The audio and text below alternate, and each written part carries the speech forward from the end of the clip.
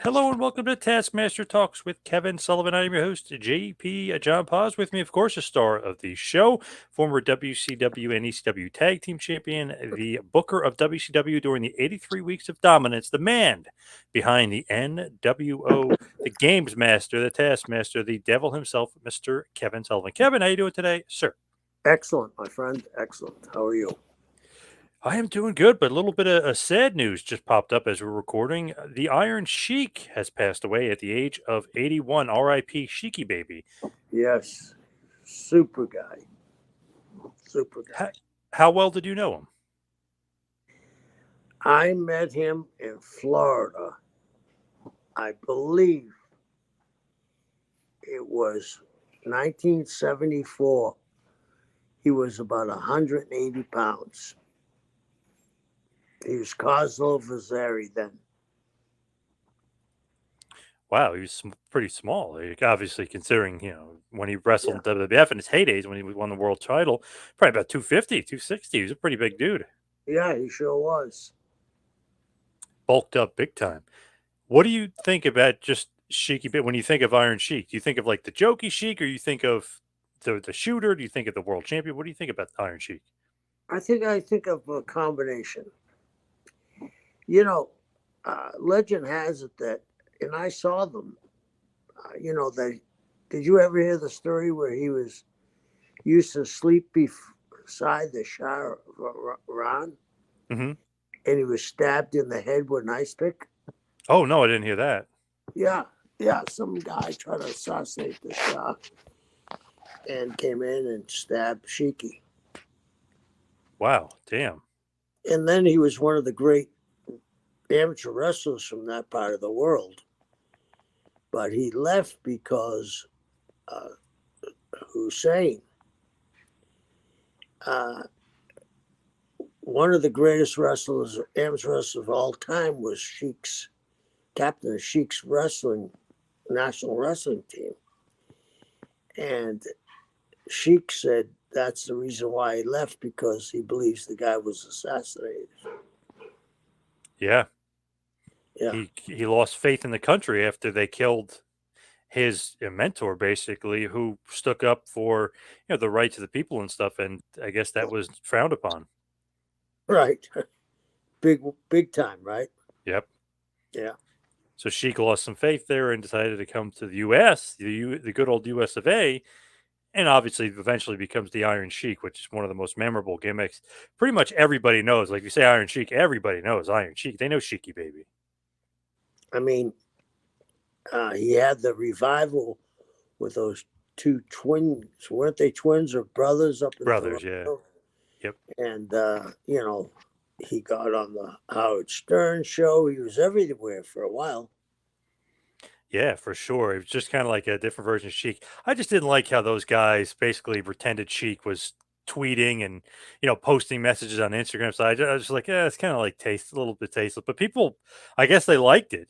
He's pretending "F you Hogan" and all this other stuff, and Yeah, Sheik has no idea because I know a buddy of mine that worked with the Sheik. Actually, up until last year, was working with Sheik on stuff, signings and different things of that nature. He said he doesn't even know how to open a Twitter or whatever. So those who guys are just tweeting stuff out, which is ridiculous. But who was helping him then? Was oh, it Eric Sims? no, this was Tony. Tony Hunter was helping him for a while. Oh, okay. I think him and Sims had a weird falling out, but I remember during the Howard Stern days, Sims was his manager. Yeah, yeah. Interesting, but that was quite a, you know, Brian Blair. I'm going to make you humble. I'm going to f you in the ass, and all this other stuff. It's like a definitely interesting side of Sheik that we didn't know about when we were watching him and Hogan in the '80s. Right, right. And I think that thing with Brian was complete work. Really, Oh yeah, yeah, just screwing around trying to be funny. yeah, yeah. You don't think he was crazy at all? Who, the Sheik? Yeah, A little bit, but that was his gimmick. He was playing up to it. maybe crazy like a fox, as Terry Funk likes to say. Yeah, yeah. What do you think of like when you think of him and WWF and just his like wrestling legacy? Do you think of him like world champion? Do you think he could have done more in the WWF? Like, what do you think about him and his run? I mean, he had a magnificent run. He set the stage for Hogan, and Hogan never looked back. Did Hogan have many returns with the Sheik? I don't think so, did he? A couple. It's funny. They have a return match, and it's like a brutal brawl. But Hogan gets all the offense. This is months down the road. Like they would have little ones every Right. few months. They'd have little matches and stuff. Of course, Hogan won them all. But their big blow off return match at MSG months later, Hogan kills him in like 4 minutes. It's crazy. Really? Yep. I Interesting mean, that they didn't do yeah, more with that. yeah, yeah. Because Hogan went off and he had like a little thing with Valentine. He had a few with Dr. D, David Schultz. His first real opponent was like the Max Superstar. So he's wrestling all these different guys. And eventually Piper became the big opponent. But it is interesting that like Sheik didn't become like the big return guy. Like, you know what I mean? That wasn't a huge rematch. That has been a thing that's happened in wrestling for quite a while where they have this huge match, draw all this money, and maybe have one or two returns and it doesn't pan out. You go back to when Lou Thez was picking up all the world championships and uniting them. Barry Leone and Lou were in the American Legion Hollywood Bowl. I think that's what it was called. That was the first $100,000 house. Wow. And the returns were supposed to be all over the country. I think they had a return in St. Louis and a return in Little Rock and maybe Oklahoma City, but it never drew like that one that in California. And then Buddy Rogers in Pat O'Connor. They drew, 34,000 plus people at Comiskey Park. Pat lost the title. Then they had returns. They had one later on in Comiskey Park. I think it did half the amount of people. And it's funny, a lot of those matches that were hyped never got the drawing power that it originally did. You know what I mean? Yeah. Especially if you look at Hogan and Sheiky Baby. They Yeah. don't, I mean, they have a couple of Philly and then the big return match at MSG, but nothing like a big major program. Like Hogan kind of goes elsewhere with his programs in '84. Yeah. Yeah. Sheik Baby, great transitional champion, like it was in that era, really, and those eras for WWF, along the lines of Koloff and Stasiak and Sheik. I mean, these transitional heel champions that led the way to the huge era, and obviously the Hogan era, the Hulkamania era, is just one of the biggest eras of all time. So Sheiky Baby was a part of that. Obviously, after that, WWF Tag Team Champion for a while. He lasted there for a couple of years, got in some trouble, and kind of faded out as his career kind of winded down. But man, what a run for Iron Sheik. Yes, he had an incredible run. Incredible. So as far as today and today's topic, what we want to talk about was Slamboree 1994. May 22nd, Philadelphia, Pennsylvania, at the Philadelphia Civic Center. The attendance was only about 4,000. The tagline is a Legends Reunion, a night with the classics, one ring, one moment, one mega event. The pay per view buys 105K. What are you doing at this point? Are you the booker yet here in May of 1994? No. No. Who is? Flair? Flair, I believe it's the tail end of the committee. So very interesting stuff is going on. It's like a lot of stuff going on here in 1984. Hulk Hogan has signed the month before in April, and obviously he's eventually going to get that, which you love, that Disney MGM parade, as if he's a new ride in the park or a new mascot in the park. They bring him in, and they make a big deal about it. But it's almost like Flair is the champion. He's got to almost have something else going on while Hogan is not there. Obviously, he's going to make his debut on Saturday night in June and pay-per-view debut in July for Bash of the Beach. But there's some time between May and then. So are you guys kind of just biding time for waiting for Hogan versus Flair? I believe so. I mean, you announce that. What's everybody's thought, right? Those Hogan, two. Flair. You Yep. know, so looking back, you either think it maybe drew anticipation, or you shot yourself in the foot, knowing that you drew anticipation. You know. Yep. It's interesting though, like with this going on, it seems like, and I know he's going to come back in the fold, but it seems like almost Sting is going to be a little bit of an afterthought, just by what's going on here, because Hogan's coming in, and he was the franchise, he was the big guy. I know obviously he's not the biggest draw of Hogan or biggest star as Hogan, but is that a thought process at all? Like, oh man, we're going to kind of pass our own guys by, and Hogan's going to become the guy here. Well, I think that was taken out of our hands. Sting was contracted to WCW, where Hogan had a personal service contract to Turner. So did you feel like, okay, like Hogan's going to get the big push no matter what, he has to, basically? Well, if everybody else has a contract, JP, working for WCW, and Hogan has this incredibly large contract that favors him all the way, who do you think they want pushed? Oh, of course. And the other thing is, business wise, Bash to the Beach, basically, this is going to be the last pay per view before the Hogan era of WCW. So it only does 105,000. Bash to the Beach does double that, more than double that. So it's like you kind of look at Hogan like, wow, he's going to be the biggest star we've ever had here. Oh, yeah. I mean, he was the biggest star in pro wrestling at that time. Tony Schiavone recently said he was shocked that you guys got Hogan to sign with WCW because he always felt like WCW was number two and he was such a big star. Would he really go to the number two company? Did you kind of have that same thought, or you figured he would sign? Well, if you're going to be working for Ted Turner himself, why would Tony think that? I think he felt like, oh, we're not, we're like second rate, or we're like the B team, or we're not in the league of the WWF kind of thing.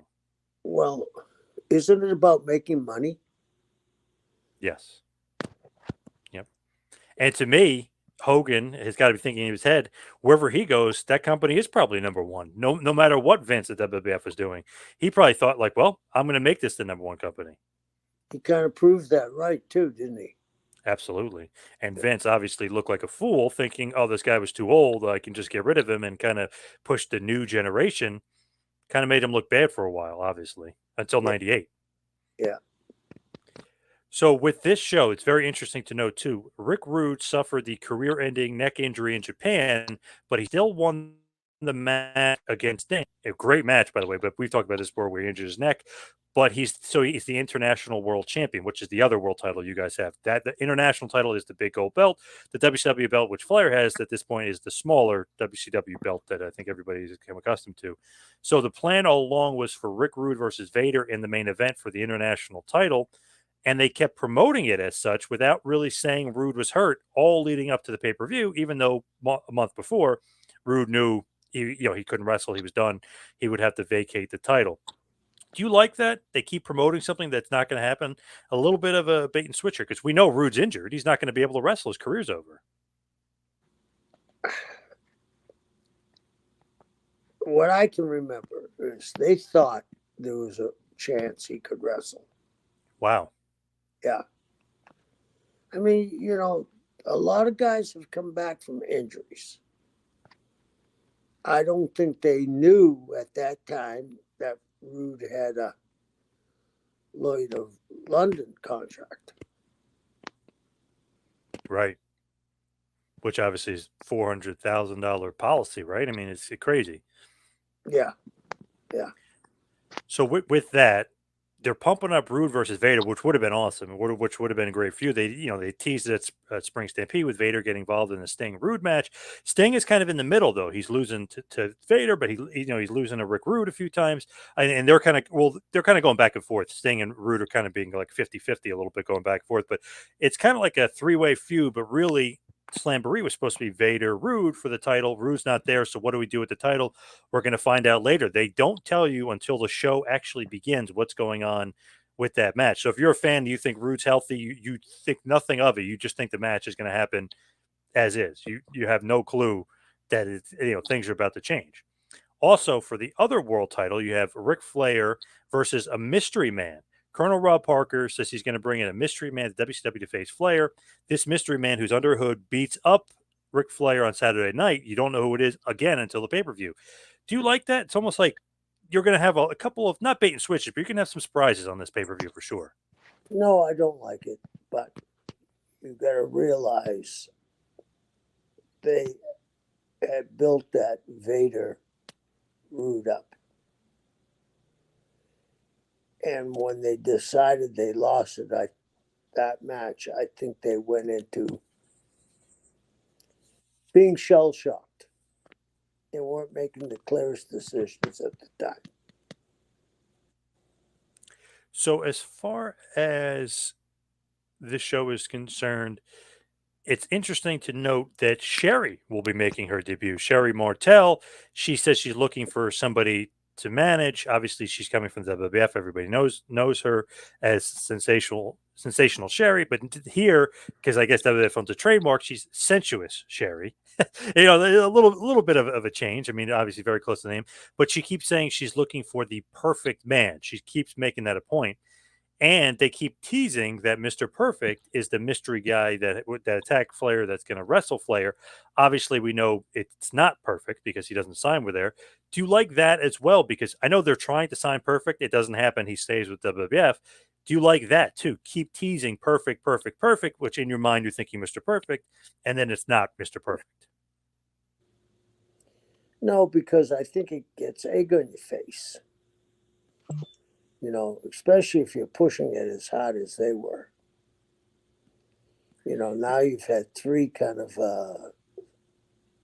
misguided announcements and matches, And why would you announce Perfect when it wasn't signed, when he hadn't signed? So I didn't like it at all. No. It's funny. Recently, AEW made the same mistake. They kept teasing Sasha Banks and saying money and Banks, and she didn't debut for the company, and everyone said the same thing. So you just rewind 20, 30 years back to 1994 here. They did the same thing. They keep saying perfect this, perfect that, perfect man, blah, blah. And he doesn't end up signing. Again, you're right. You end up with egg in your face. It just looks foolish. Yeah. So as far as that is concerned, we know that it's obviously it's not Mr. Perfect, and we know that Rick Rude is not there. So a lot of, I don't know, like maybe bait and switch is going on. A lot of kind of let's do this, but we're going to do that instead. It's just an interesting way that that the show is kind of it's going to go down.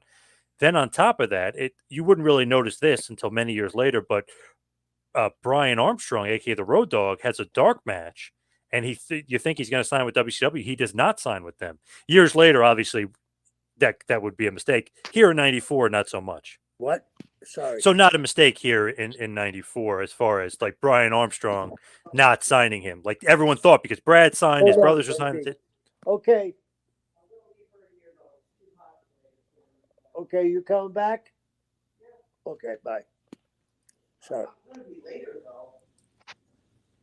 So what do you think about Brian Armstrong? How come he didn't sign in 1994? Like, what was the issue?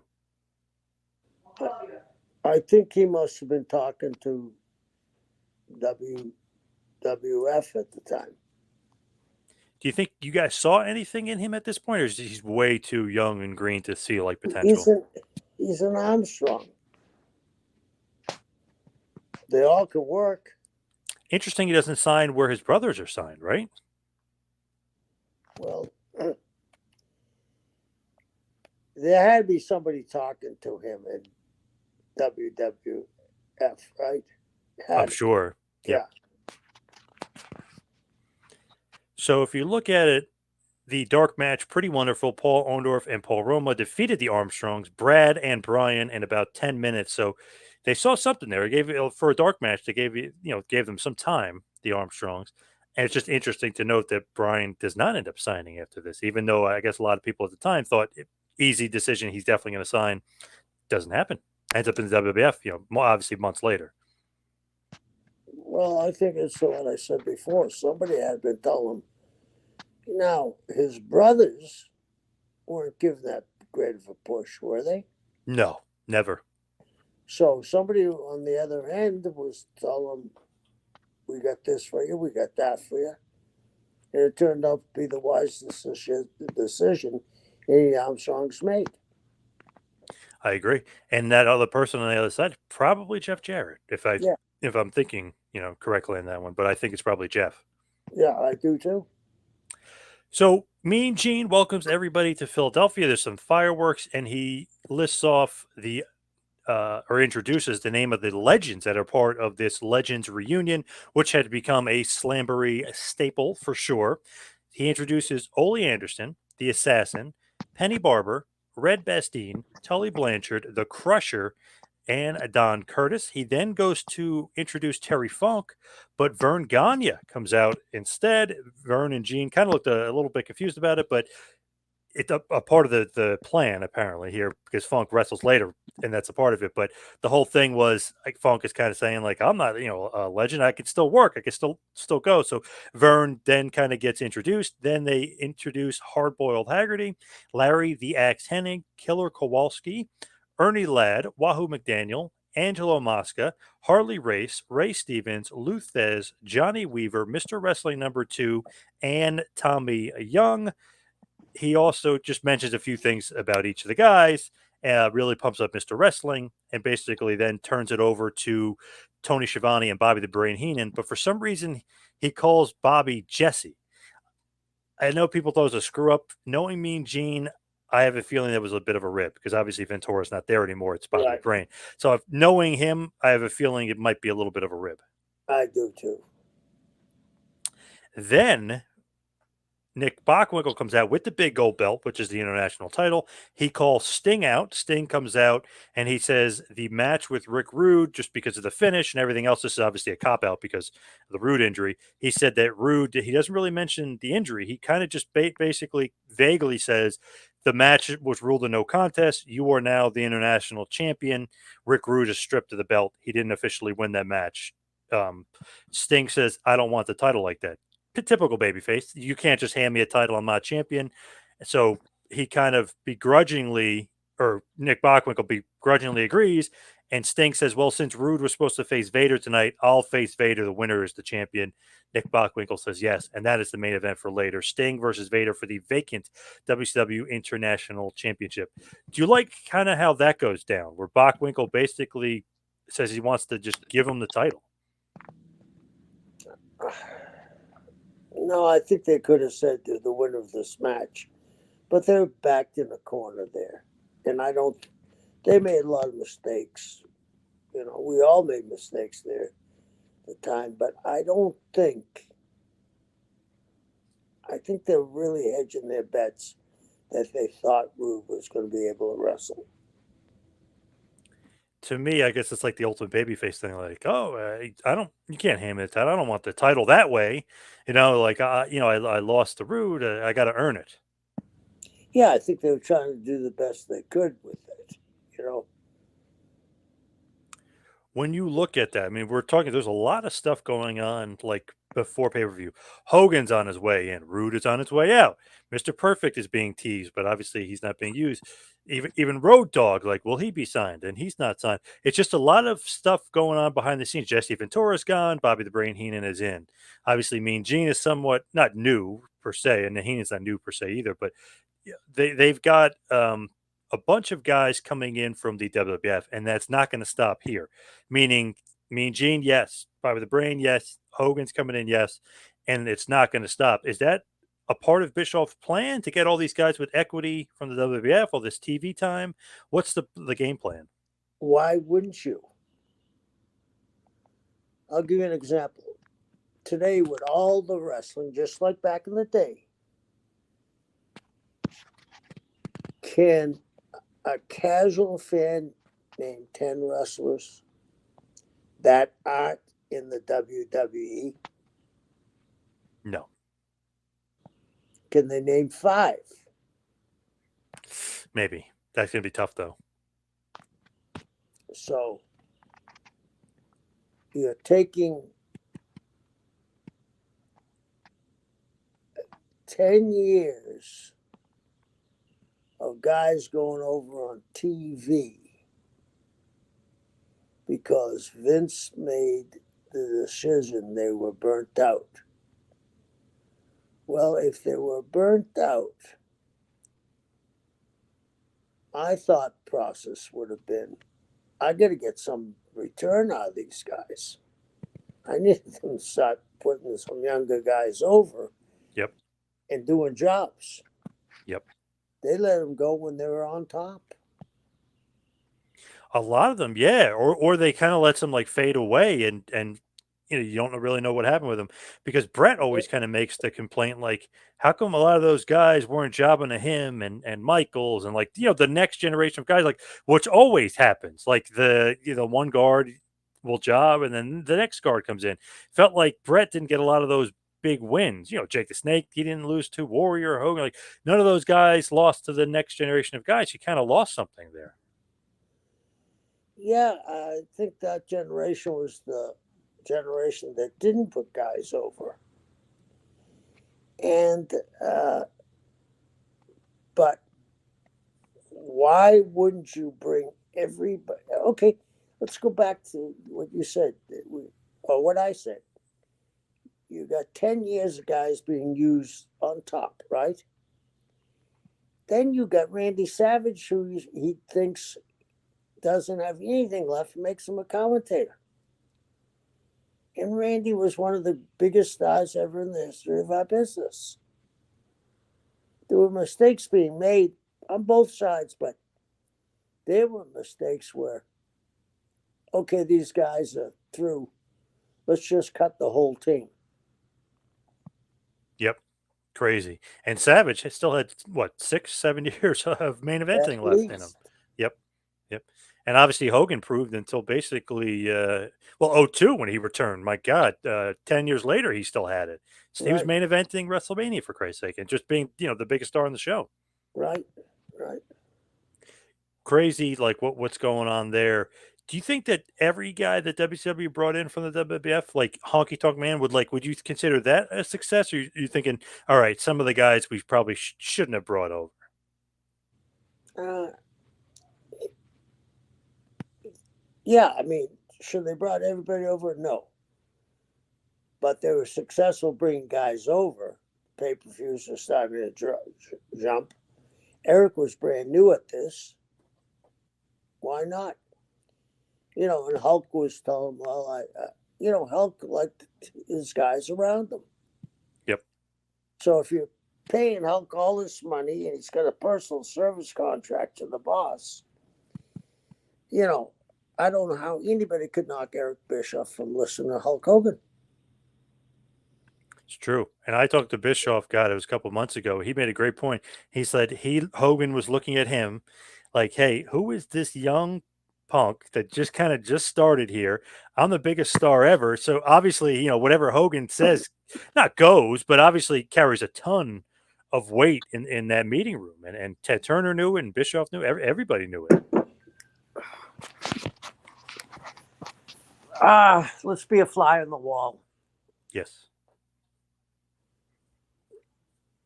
Ted Turner is sitting down in his cronies, Bill Shaw and whoever else, the guy that was the head of the entertainment department. His niece worked for us for a while. Brad Siegel. Brad Siegel. They're standing by Ted's desk. Eric walks in. Everybody in that room is in awe. And they're not in awe for Ted, Brad, Eric. They're in awe for one guy, Hulk Hogan. Yep. Ted just thinks he won the lotto and he's going to win the wrestling business. How could Eric And my hats are off to Eric. As time goes by, my appreciation of Eric gets bigger and bigger. He wasn't even wet behind the ears. He handled it incredibly well. I never thought he would. I knew he'd grow into the wrestling role. I didn't know if he could, or if anybody could ever grow into controlling Hogan role. Vince didn't do it. Eric certainly did. So there is the answer. If Hogan says, "Hey, bring in the honky tonk man," you're going to bring him in. Yep. Hey, He's bring in Brutus. He's in. Yeah. So just like I said before, he wanted his guys around him. And, and then it got to be where the budget got tight, right? Yep. And do you remember the thing about Honky leaving, right? Yes. Okay, he was only paid per match, and he wanted a contract. Well, he was getting, I believe, $5,000 a match. He was being booked 2 or 3 times a week minimum. 10 or 15 grand back then a week is pretty good money. Yes. So, I mean, they had a golden parachute, and sometimes I didn't understand why guys didn't see that. But Eric did a hell of a job controlling Hulkster. Oh, yeah, for sure. Yeah. So he is on his way in, but before that, we're going to start off this Slamboree 94 pay-per-view with Stone Cold, well, not Stone Cold yet, but stunning Steve Austin versus Johnny B. Bad in a singles match for the WCW United States Championship. Steve Austin retains his title in 16 minutes and just about 12 seconds in a pretty good opening match. A little slow, and the finish was a little bit off, but for the most part, a pretty good match. It really started to kind of pick up steam towards the end of the match here. But stunning Steve Austin defeats Johnny B. Bad. Do you think either one of those two gimmicks, really looking at it, was going to be the end all be all for those two? Because obviously he becomes Stone Cold and transcends the business. But even then, could you see him as the top guy, stunning Steve? Yeah, well, especially when he was with Pillman. They just brought out the best in one another, Brian and him. Yep. Now, Johnny B. Bad, Mark is a wonderful guy. He never could, and it could have been the booking problems, but it never really kicked out of that Johnny B. Bad maniac Mark Merrow, did he? No, I don't think so. That Johnny B. Bad gimmick, I don't know if he ever got over it. Mark Merrow was great, Marvelous Mark, and him being the heel and stuff at the stable. But Johnny B. Bad, I don't know, just didn't work. No, and the other thing is they put more emphasis after a very short time on Sable than Maniac, or whatever his name was. Marvelous Mark, yeah. Yep. Marvelous Mark. So Steve Austin wins, and we go to Mean Gene. He's with Big Cat Ernie Ladd and Wahoo McDaniel, really pumping up the legends and promoting that. Do you like that? Bringing all those legends, like all those names I mentioned before, and kind of sprinkle them in throughout the show and doing the Legends reunion. Do you like that? Do you think the fans appreciate respecting the legends like that? Oh, I do. I mean, you go to YouTube, you don't see the guys really active today on these U-shoots, do you? Yeah. I know what you mean, yeah. That you grew up with them. Yep, for sure. So, it's we all have a fondness for nostalgia. We all have a fondness, You're a sports fan, right? Hmm. Yep. I mean, and I'm from Boston. And when they talk about the Rushmore on NBA, I get sick when they don't even mention Larry Bird. So maybe he doesn't deserve to be on it. Maybe everybody's past him, but he was the man in his era. Do you know what I'm saying? Yep. Uh, you know, if Patrick Mahone continues at this pace, they may not be talking about the younger people, may not even be talking about Tom Brady Yep. 10, 12 years from now. But people that grew up watching him are going to say, well, Brady was the best. You know what I mean? Yep. Mahomes is well on his way there Yeah. for sure. So then we cut to a video of Dusty Rhodes, and it's a kind of a green screen behind him with the Hollywood sign. But he says he's in Hollywood working on a big project, and that he sends some well wishes to Dustin, who's going to be fighting Bunkhouse Buck later on, continuing that great feud. It's going to be a bull rope match later on. So it was just funny, like to see Dusty with the screen behind him. But hey, I'm in Hollywood, guys. Good luck to Dustin. You like that? Or is that a little cheesy? Like we know he's not in Hollywood. It's just a screen behind him. But they were trying to make it look like he was in Hollywood. Yeah, but it's a different time and different era. Everybody knows what a green screen is now, right? Yes. Back then they didn't, did they? No, probably not. So I mean, we're looking back at things. I'll give you an example. Look back at movies from the 70s. Everybody's smoking. Yep. Oh yeah. You know, it's just it's hard to take things from a different era and look at it objectively as time goes by. That's what things were. I mean, they used to in comedy skits show people drunk as a skunk, right? Yep. Uh, Words were used that are now you get canceled for. You can't go take something from the past and say, uh, how did they get away with it? Well, they got away with it because that was the norm. So next up, you're gonna love this in a Legends match, which is kind of crazy to think in 1994 that Terry Funk and Tully Blanchard.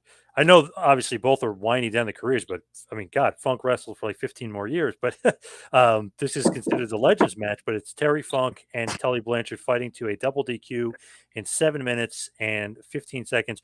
Really, really good match. I mean, shockingly, because you think, oh, it's a Legends match. I mean, they brawl like crazy. Funk is going nuts. He's beating up the hat guy's hat. I mean, he's doing all this crazy fun stuff. But the match is great. And it's almost like, wait, that's not a legend match. Both these guys can still go. I mean, they both look great. When you listen back, didn't they kind of say that Terry Funk was still active? Yeah. Yep. Because Terry made a big deal of that. He said, I'm not retired. I'm not retired. I'm still active. And he forced him. That got heat with Terry. And that's why he didn't want to do the Legends thing earlier. And it's like, oh, I guess it's Vern Gagne's point to come out because I'm not in that in that grouping. Although Tully did come out earlier, Funk didn't want to do it. He didn't want to be a part of it because he's still an active wrestler and obviously be a big part of a feud coming up involving Dusty and Dustin and everybody else in the stud stable. So it's just funny to think like even Tully in '94, you could say, oh, his prime was the '80s or whatever. He came up in the '70s, but he still looked great in '94. Yeah, but the thing with Tully was moving out of the wrestling business and moving into being a full-time preacher. Yeah. And it sucks too because a year earlier, remember they put Paul Roma in the Horsemen? A year earlier, and Tully still looks great in '94. He would have looked even better in '93. They could have put him in the Four Horsemen. They could have saved it, but instead they went with Paul Roma and killed the Four Horsemen for a while. Yeah, and was that when Tully was coming in from New York. In '93. No, this was you're thinking of 1990 when he was going to come back and be a part of the Horsemen, and Yeah. they lowballed him on the money, which was crazy because that angle would have been awesome. You know, the Horsemen beating up Sting, and they just end up doing with Ole, Arn, and Rick, and no fourth member until a little bit later on. So that was 1990. Yep. And then he was supposed to come back again in '93 to form the Horsemen. Doesn't happen. They use Paul Roma instead. That flopped. And then all of a sudden, he agrees to come in here in '94 for a Legends match. Yeah. Could have been better, for sure. Yeah. And they could have used Tully. Yeah. They sure could have. The crowd was not happy at the double DQ as they chanted bullshit. That the double DQ finish. They were liking Funk versus Tully. I mean, it was a really good match. I'm not going to say it's like the greatest match of all time or anything, but it was really, really good match. Yeah.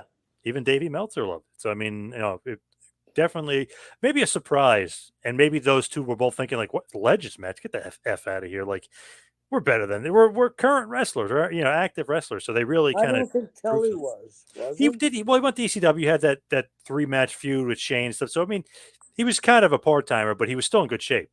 Yeah. Oh, yeah. He was in great shape, but he didn't take it like Terry did. He was transitioning. He Yeah. was getting out of the business. You know, he's still in pretty good shape now. He goes to the gym every day and tries to play golf every day. So he's in pretty good shape even now in his late 60s. Yeah.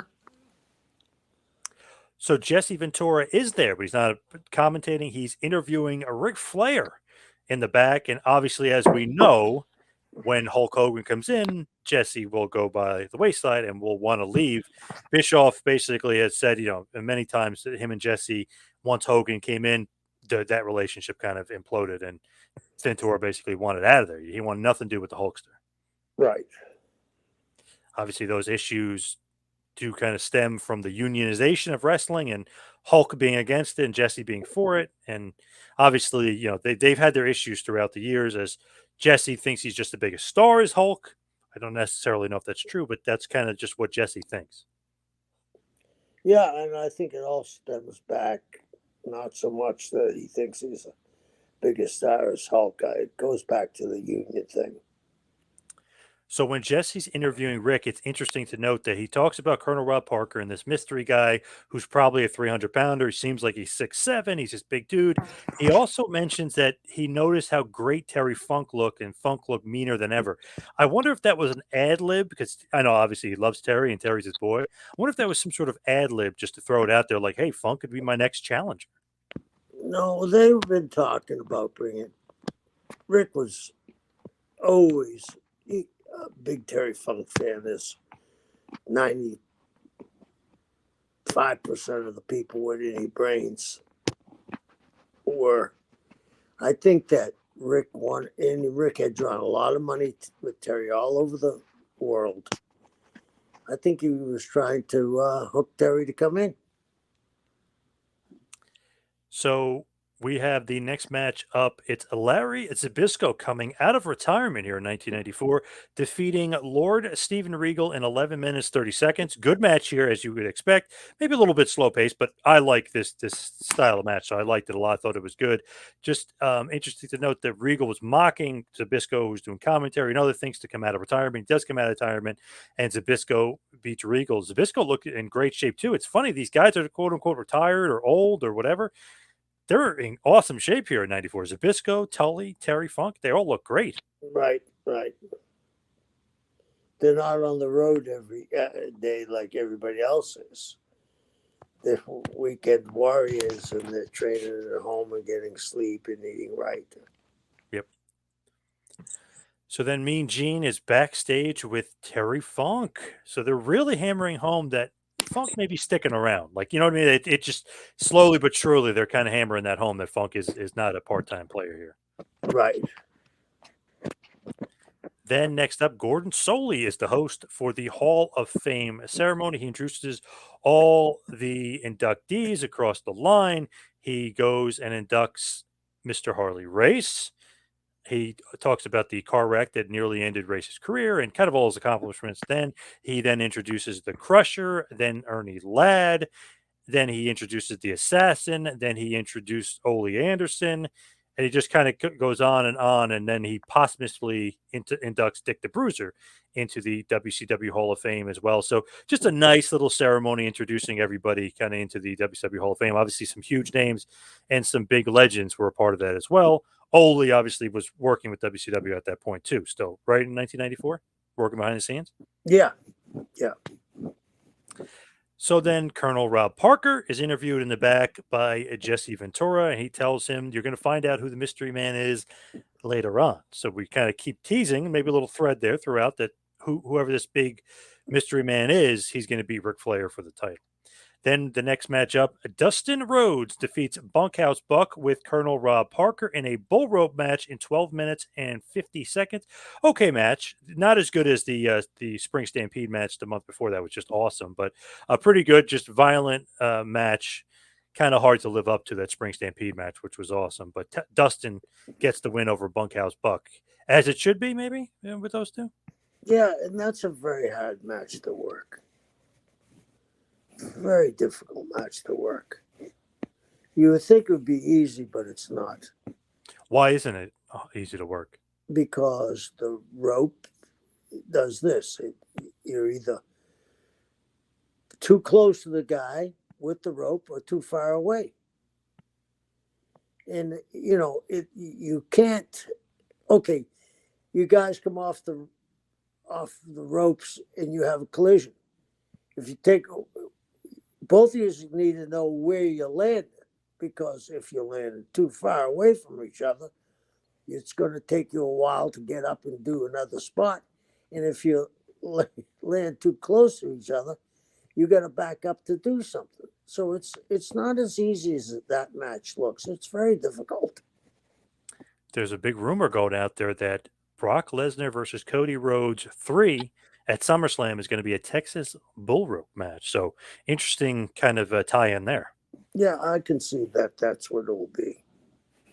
Apparently, Cody wanted a dog collar match, but that might be a little too violent for the WWF audience. If, man, they haven't done a dog collar match in forever there, and I can't even think of the last one. But obviously, I know Piper Valentine, and even when you look at AEW, Cody Rhodes versus Brody Lee's last match was a dog collar match. Huh, interesting. But I don't think WWE is going to do dog collar. I just don't. But imagine Lesnar in a dog collar. He'd be throwing Cody around, even easier because he can't escape. Right. And but I think that from the historical point of view, it's the bull rope, because that was Dustin's match. Yep, I agree. I could see that. So Dustin wins, and guess who comes out and attacks him afterwards? Terry Funk, and he's now in the stud stable with Bunkhouse Buck and Colonel Rob Parker. So not only is he staying around, now he's got a faction, and now he's feuding with Dustin, and of course that means that Dusty is going to be on his way back in as well, which is going to eventually lead to Arn teaming up with Dustin, Arn turning on Dustin, and then the infamous walk behind a promo with Dusty, where he wants him to be his tag partner. Awesome. Right. Love that promo. But that'll be a little bit down the road, of course. Mean Gene is on the stage. He's got Red Bastien and Ray Stevens, so they continue to promote and pump up the legends, which is very nice. Then we have Ric Flair versus the mystery opponent. Flair's out first. The mystery opponent is out next. It is Barry Windham. I'm making a surprise return here. He's the hired gun of Colonel Rob Parker. Ric Flair would then beat Barry Windham in about 13 minutes and 20 seconds. Pretty good match here. He retains his WCW World Heavyweight Championship. Makes perfect sense because Windham and Flair have been feuding literally last year, 1987. I mean, they've been feuding forever. They've been feuding since Barry put his boots on. Yeah, Florida, of course. You want to talk about the early 80s? Yep. Yeah. So Flair, of course, gets the win, which is nice, but kind of thinking like something's going to happen with Flair here because he's headed for the July pay-per-view, which is Bash at the Beach. He's headed for that showdown with Hulk Hogan. I mean, you just have the sense of it. Right. I mean, they built it. The day Hogan signed, everybody knew it was going to be Hogan and Flair. They announced Bash at the Beach would be really... they're going to be according to a lot of people, going to be one of the big pay-per-views for WCW. Did you think this is basically going to be, they're going to replace Beach Blast, which you used for the last couple of years, but did you think this is going to be your SummerSlam, basically? No, I didn't because the Great American Bash, Starcade, you know what I mean? I'm not going to say I didn't think it was going to be the number one pay per view in the summertime, but I didn't think it could replace the other two as quick.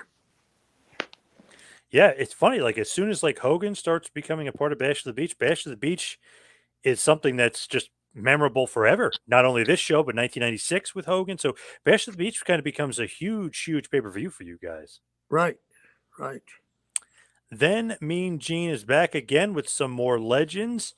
The Crusher is out there with him, and he's got Dick the Bruiser's little display. He talks about the glory days with Don Curtis a little bit. Just pretty cool that they keep bringing out the legends and I don't know, making them a part of the show and keep threading them throughout. So it's not just they did the ceremony; they're part of the whole show. Yeah, they did a hell of a job. So then we have a little promo from your guy, your buddy, Dave Schultz, kind of promoting what's going to be up next. And it's going to be crazy because it is going to be a street fight, but really a Broad Street bully type match here. The Broad Street street fight. Yeah, I mean, that's where they played, right? Yep. And Dave Schultz was the enforcer in the NHL. He's the Broad Street bully. Yep. So he's the special guest referee. Cactus Jack and yourself, obviously Kevin Sullivan, defeated the Nasty Boys, Brian Knobbs and Jerry Sags for the WCW Tag Team titles. The match goes just about 10 minutes, and I got to be honest, it is awesome. Awesome. You guys beat the living hell out of each other. I wish they had told Sags and Knobbs it was a work. They hit me with this one time. They hit me with that light post and it exploded. Did you see that? Yes. Oh my God, that's very memorable. Awesome. Yeah. It ripped my forearm completely open.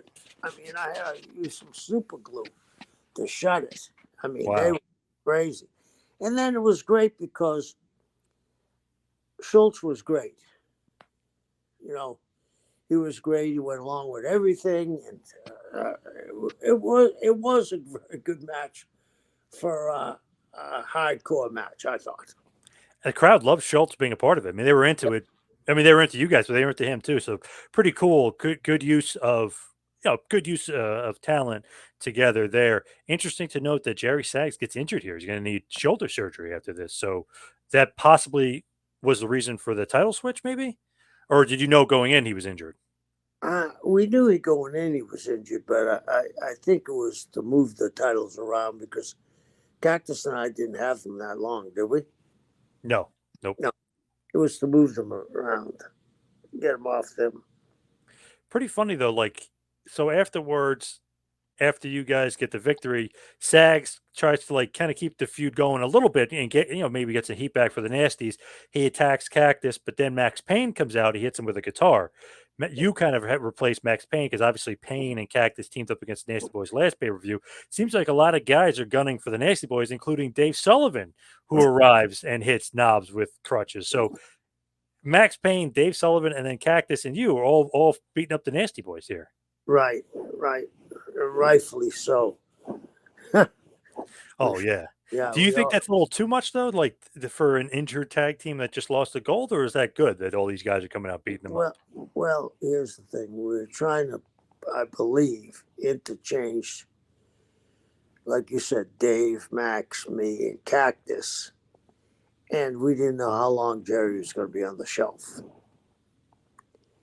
So we're going to have an interchangeable tag team with Knobbs. You know what I mean? Yep. So that's why I believe we all came out, because it could have been me and Dave, or me and Max, or me and Cactus against Knobbs and whoever. Did Max Payne get like a little bit of a push to the side, if you will, here? with you coming into the team, or do you think that him and Cactus should have stayed as a team together? I liked them together. There was something going on with contract at this time too, if I remember correctly, with Max. He does leave months later, but he does leave. He goes to WWF. Actually, I think in the meantime, he might go back to Japan for a little bit, but he does go WWF and becomes Man Mountain Rock. But he was saying things just didn't work out, and he kind of saw the writing on the wall when, like, you started winning tag titles with Cactus instead of him winning it. He kind of was thinking, like, oh, I'm probably out of favor here. I don't think he was out of favor. I think that you got to remember when Hogan came in, a lot of money went out. So guys are expecting a raise. We'll say if they're expecting a 20% raise, we're going to get a 7% raise. Right. So, the the bulk of the wealth was going to Hogan, and then the bulk of the wealth was going to some of his guys. So there wasn't going to be a lot of money spread around. When you look at this pay-per-view, it's interesting. Like Jesse Ventura kind of goes in the booth too, and then Heenan kind of leaves the booth. So then it's Tony and Jesse. It's like they had two of the greatest color commentary guys of all time here at this point. Obviously, Heenan stays and Jesse goes. You like that, the switching and not having one guy do the whole match? Uh, no, I don't. I like you fall into a rhythm.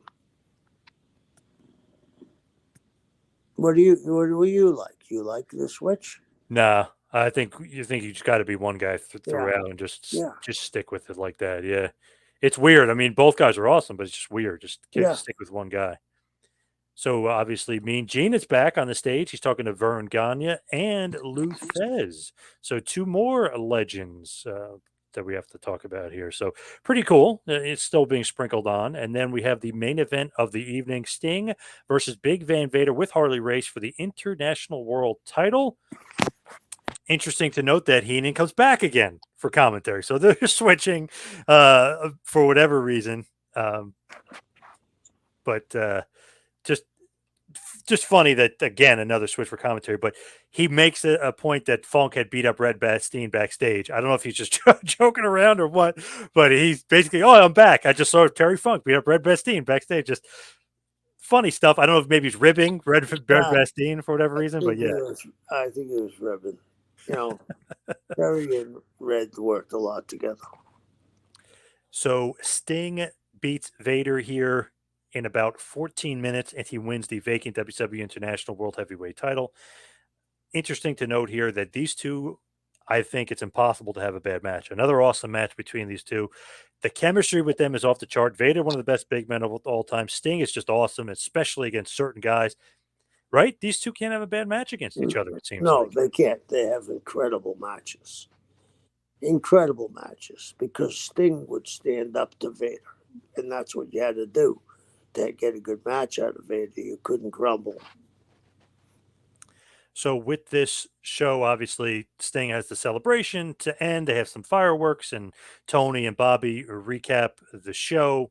Vader says that he didn't lose the match, even though he really did. Obviously, playing the big heel. Heenan, of course, agrees with him. Harley Race raises Vader's hand anyway, saying that he won.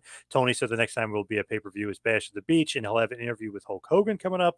And then Heenan says that he's rattled with what happened with Vader, and Vader's pissed that he really thought that he won the match. So just trying to keep Vader kind of in the loop and keep him strong with knowing Hogan's going to come in and knowing Hogan's got some opponents he's going to need in the back pocket after Flair.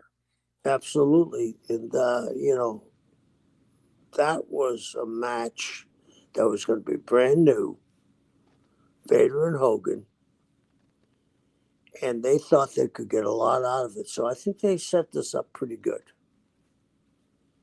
So to me, the main event's awesome. Great match. The tag match you were in is awesome. Terry Funk being back and being littered throughout the show was great. Obviously, you and Cactus win tag golds. Regal Zabisco was good. Maybe Steve Austin and Mero, aka Giant Bad, wasn't as good as it could have been. And maybe Flair versus Wyndham could have been better. But overall, I thought it was a great show. What do you think about the show as we're running through it? Yeah, I thought it was a good show.